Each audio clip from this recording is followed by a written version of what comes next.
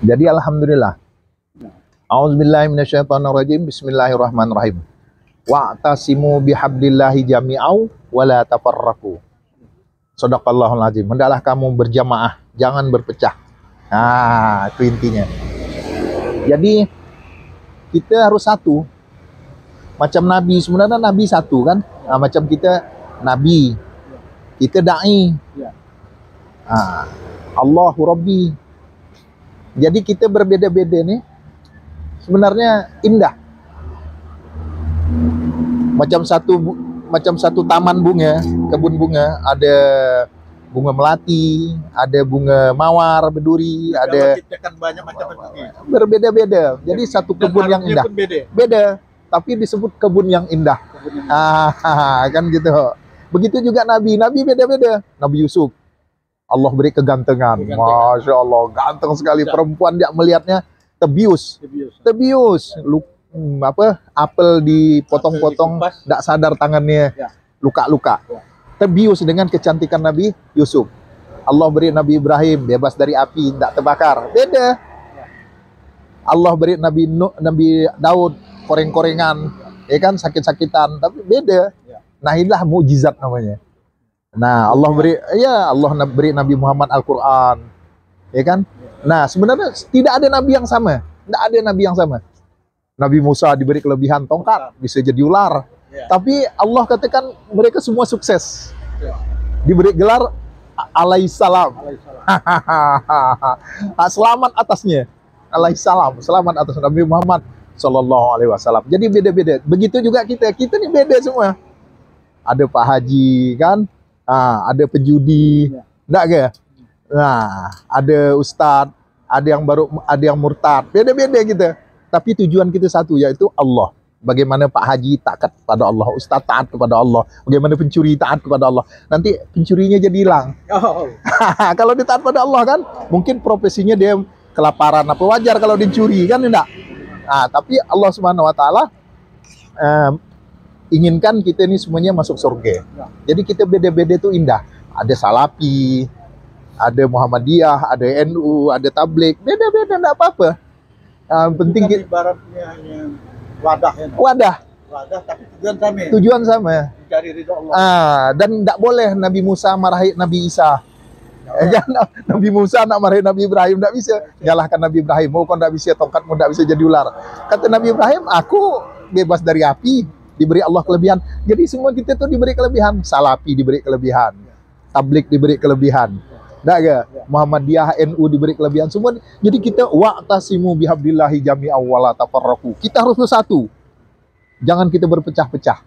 Dan jangan kita saling menyalahkan. Kita harus saling mendukung.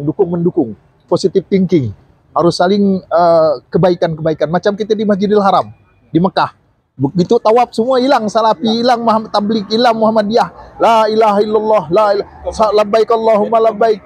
Yang kita bawa dari tanah air Hilang pangkat kita jenderal, hilang pangkat kita rakyat, pejabat, hilang.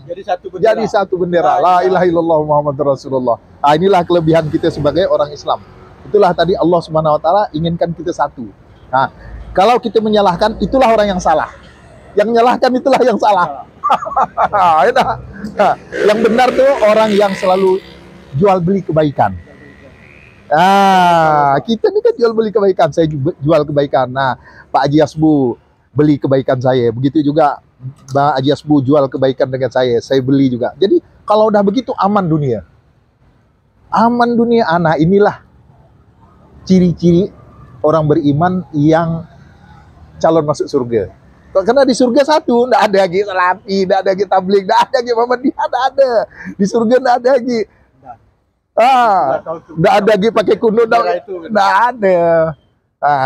Jadi kita intinya pembicaraan kita nih, bagaimana kita wa'tasimu bihablillahi jami'an wa la tafarraqu, seperti Nabi diberi Allah kelebihan masing-masing, tapi dia tetap satu.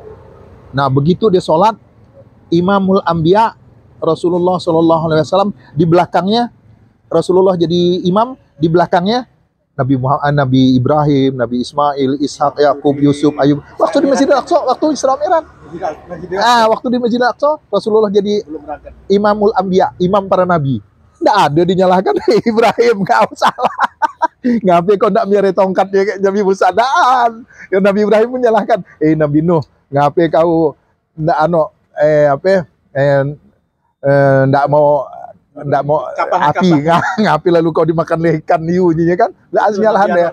Nabi Yunus. Jadi itulah kelebihan, itulah keindahan. Jadi kita orang Islam ini ibarat taman bunga, kebun bunga yang indah. Nah, siapa yang masuk ke kebun itu udah selamat. Itu surga kan kebun. Surga itu sama dengan kebun. Jannatul Naim, Jannatul Firdaus, tergantung iman dan amal kita masing-masing. Kalau iman kita kuat, amal kita kuat, iman yang soleh, amal yang soleh, lagi kita bersama Nabi dan Rasul kan. Jadi intinya kita tuh saling jual beli kebaikan. Jangan salah menyalahkan. Itu intinya. Nah, siapa yang salah? Yang menyalahkan itulah yang salah. Yang salah. Dan yang salah tuh sudah ditetapkan, sudah dicap oleh Allah. Siapa yang salah? Fir'aun, Namrud, Korun, Abu Jahal. Itu jelas salah. Udah dicap oleh Allah. Laknatullah alaih. Dilaknat oleh Allah kan. Nah, siapa yang dah dicontoh oleh Rasulullah, oleh Allah? Nabi Muhammad SAW.